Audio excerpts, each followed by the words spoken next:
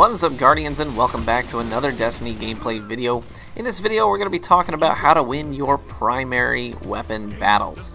Because of how this game is balanced, a lot of people have learned to rely primarily on special weapons.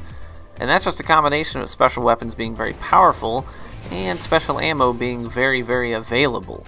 So there is a good chance that special ammo will be nerfed in the future, and when that happens, you're going to need to know how to win your primary battles and to use your primary weapon as a primary weapon.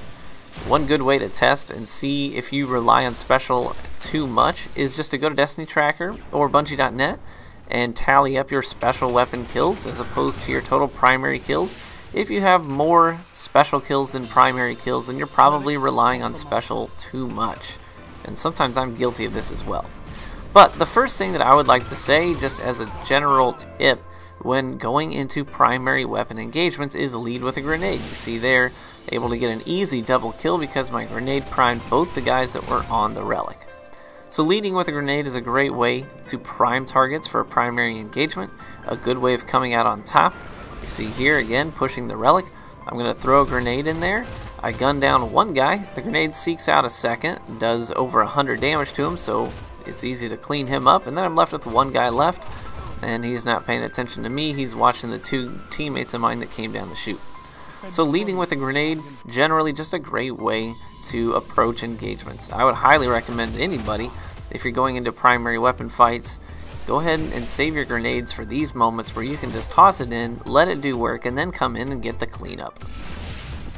Another part of winning your primary engagements is understanding the most effective range of your primary weapon. So take into account what the primary weapon type is and at what range it is most likely to be lethal. So for example, here's a clip where I'm using my Tunela. I love this scout rifle, but it is a scout rifle, so obviously it's best used at a mid to long range.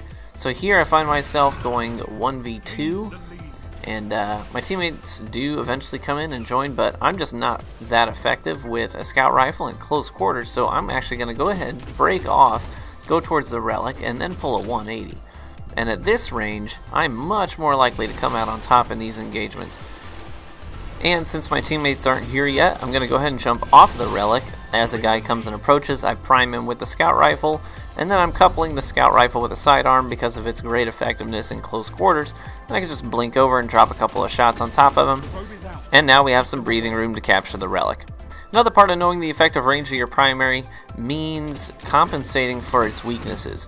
So what I've ended up doing is, like I said, I'm coupling this scout rifle with a sidearm because the scout rifle is just really not that great at close quarters.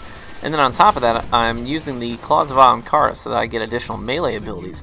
And of course on the Warlock's melee is a fantastic way of getting kills in close quarters because of the range of it.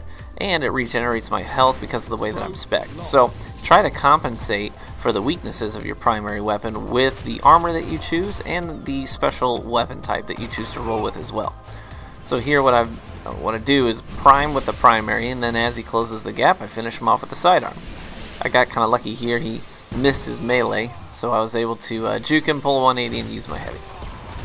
Another tip that I would give you is that when you get into an engagement where you're using your primary weapon against a sniper at decently long range, is strafe. Strafe back and forth as you fire. You're going to be coupling the fact that you're making them flinch with your movement, which is going to make it hard for them to do target acquisition accurately. So make sure that you're strafing during those engagements. Even when you're not going up against a sniper as you're gunning them down with your primary, it's still a good idea to stay mobile, keep moving. You don't want to be a sitting duck. That's going to help you avoid things like fusion grenades and flux grenades so that you don't get stuck while you're trying to gun them down. So keep strafing, keep moving. It's going to make you harder to acquire for them. It's going to be tougher for them to get you in their crosshairs. And here you see just a simple flanking maneuver. That's one of the great strengths of the scout rifle, is these long sightline flanking maneuvers. And with the hand cannon though, it's much different because the effective range is much closer and it's just not that accurate at long distances. So one of the things that I do with hand cannons is I manipulate sight lines like crazy. So I will limit the engagement. See, I'm just using a small sliver to shoot through with the sniper there. That same principle applies to when you use hand cannons as well. Try and close gaps so there's these kind of short, maybe short to middle ranged sight lines that you're using, and also being airborne, taking advantage of the fact that the hand cannons are much more accurate from the air than any other weapon type. So jumping around corners is a great way to get a couple of shots in on somebody before they can know where you're at. So here you see that same idea, limiting the engagement. So just kind of peeking out just enough so I can see one guy. I know I'm going against 3 here, so just peek out a little bit. Once I see one, I stop moving out and engage that one.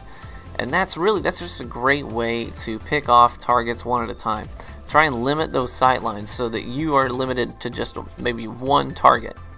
So in retrospect, when you're using your primary weapon, it's always good to lead with a grenade.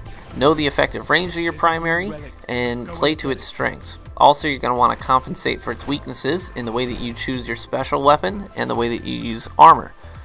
Stay mobile and strafe while you're firing to make it so that you can't get stuck easily, sniped easily, whatever it may be. And finally, limit the engagement by limiting sight lines.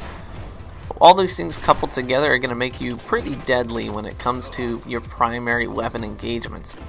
And don't forget to do your homework, research your ratio of primary kills to special kills, and see if you're relying on your special weapon maybe a little too much. Hopefully this has been helpful, guys, and I'll catch you in the Crucible.